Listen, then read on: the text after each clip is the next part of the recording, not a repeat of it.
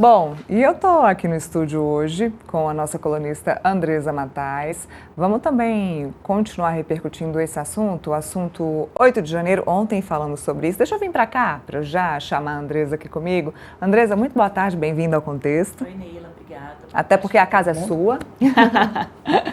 Nosso filho. É isso, nosso filho. Estávamos falando ontem sobre o 8 de janeiro. O 8 de janeiro chegou, esvaziado, estava ali na frente apenas os aliados, apoiadores, ministros mais próximos do presidente Lula. Muito rápido, os discursos foram muito breves do ministro Lewandowski, do vice-presidente Geraldo Alckmin e do presidente Lula. Ele vetou integralmente o PL da dosimetria ali em milésimos de segundos, desceu a rampa também de forma muito breve, deu um oi, um tchau e acabou. O evento foi esse. Não houve presença de representantes da Câmara ou do Senado, como a gente já havia adiantado ontem, isso, claro, faz todo sentido, muito menos do Supremo Tribunal Federal. Hoje vai haver um evento do Supremo Tribunal Federal à tarde para tratar do 8 de janeiro, mas não quer dizer que não poderia haver um representante da Suprema Corte num evento do presidente Lula. Existe um motivo para isso?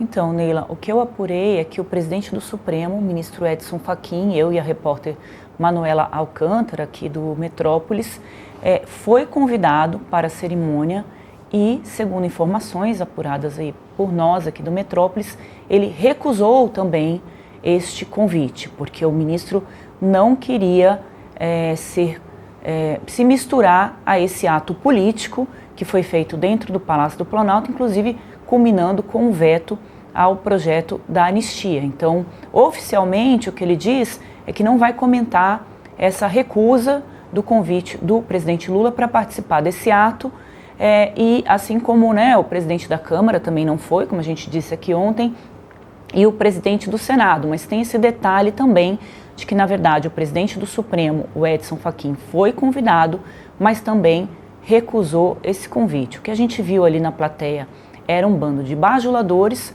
ali do presidente Lula, todo mundo ali colocados a postos só para aplaudir o discurso do governo. Não que todo esse episódio do 8 de janeiro e a condução que o país deu para ele não seja digno de aplauso, obviamente.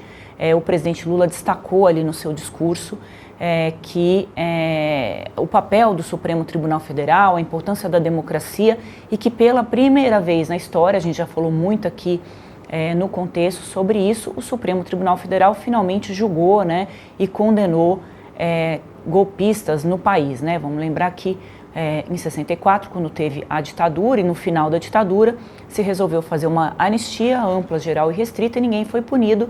E aí a gente viu esse episódio se repetir agora. O presidente Lula foi feliz quando disse que a gente não pode esquecer esses episódios da nossa história para que eles não se repitam.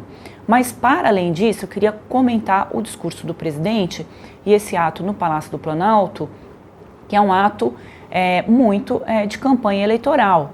Essa data realmente ela precisa ser relembrada, como eu acabei de informar, mas a época do golpe da ditadura militar, o governo não faz nenhum ato para relembrar, justamente para que não crie nenhum problema, não se afronte ali os militares, e porque o próprio presidente Lula até agora também não determinou a abertura de uma parte dos arquivos lá da época da ditadura militar. Então, além de vetar agora esse projeto da redução das penas, ele poderia também sinalizar ali abrindo arquivos da época da ditadura que até hoje estão sob o poder do Estado brasileiro e ninguém tem conhecimento, também ninguém fala disso, ninguém cobra o presidente da República.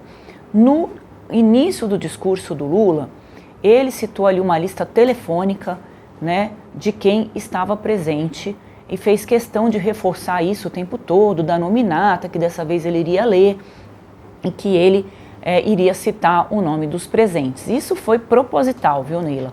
Lula fez isso justamente para marcar esse discurso quem não estava presente. Então foi um recado de que nessa lista não estavam presentes os presidentes da Câmara, do Senado e agora, segundo eu apurei também, o presidente do Supremo Tribunal Federal, que também não estava presente porque rejeitou esse convite do Lula. Então ali o presidente Lula faz um ato e fala bastante na questão da soberania, que vai ser um mote da campanha do Lula nas eleições deste ano, para reforçar esse discurso.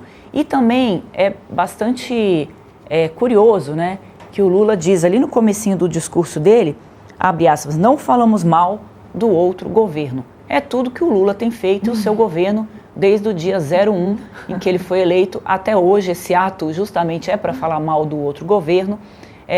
O governo do Lula tem sido pautado pelas críticas e comparações ao governo do ex-presidente Jair Bolsonaro. Então, praticamente se falou mais do Jair Bolsonaro nesse governo Lula do que de políticas sociais ou outras coisas que o Lula tenha feito. E neste discurso em que ele diz que não fala mal do antecessor, o Lula também pede para que se faça uma comparação deste governo dele com os 8 anos passados, que pegam aí as gestões do Bolsonaro e também do Michel Temer, que é outra persona não grata ali na casa dos petistas. Me chama a atenção também que o Lula, de novo, divide o país, né, entre as pessoas que votam no Bolsonaro e as pessoas que são favoráveis ao governo dele, quando ele faz uma menção à falta de apoio que o seu governo tem no Congresso Nacional, apoio de pessoas da esquerda que foram eleitas. Então ele diz que o Senado, que tem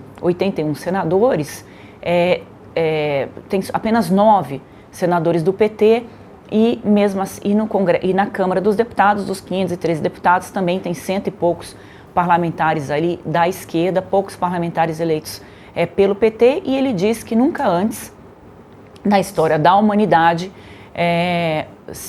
que agora não é mais nunca antes na história do país, agora nunca antes na história da humanidade, né, se viu, né, um governo sem apoio no Congresso conseguir aprovar tantas matérias. Ele não cita que matérias são essas, mas ele fala especificamente do projeto ali de transição que deu ao Lula recursos suficientes para ele começar o governo dele, porque naquela época acho que não tinha se aprovado o orçamento, alguma coisa assim, e o Congresso deu a ele uma carta branca para começar a tocar o governo neste momento. Então, o Lula faz uma diferenciação, mas tem um ponto aí que ele não conta, né?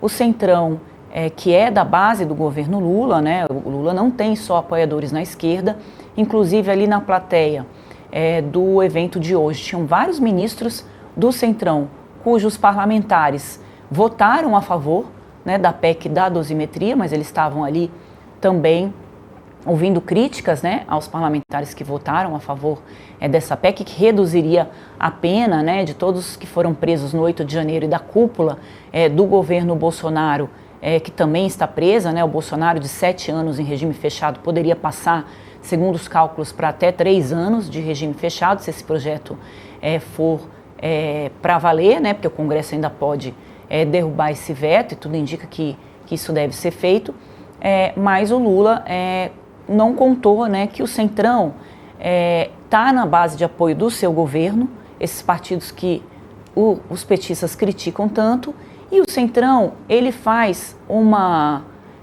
política ali no Congresso que não é do quanto pior, melhor. Isso quem faz é a esquerda ou a direita. O Centrão vota sempre de acordo com as pautas econômicas que eles entendem que são importantes ali para o país, ou porque são financiados ou patrocinados, né, por setores da economia do país. Então, geralmente eles votam esses projetos, e projetos também que beneficiam as suas bases eleitorais, como, por exemplo, o projeto de isenção do imposto de renda até R$5 mil, quem ganha até R$5 mil, que é um projeto eleitoreiro do governo, porque não tem recursos para bancar esse projeto. Então, nesse caso, eles votam porque têm interesses específicos para suas reeleições, não é porque eles estão votando com o governo. Então, o Lula também coloca isso, que na verdade é uma história mais ou menos contada ali. Eu separei alguns outros pontos aqui do discurso do Lula, em que ele coloca, né, sobre a eleição de políticos, né, ele está falando ali do Bolsonaro, que defendem a ditadura militar, que defendem a tortura, e também coloca de conspiradores, que esses conspiradores contra o país foram derrotados, e ali ele está colocando também o filho do ex-presidente Jair Bolsonaro, Eduardo Bolsonaro, que foi para os Estados Unidos para influenciar nessa decisão do Donald Trump inicial de taxar o Brasil em 50% nos nossos produtos exportados para os Estados Unidos, porque esta medida seria uma retaliação às decisões do Brasil de punir o Jair Bolsonaro. O Lula não cita o nome desses políticos, mas obviamente é sobre eles que ele está falando, Neila.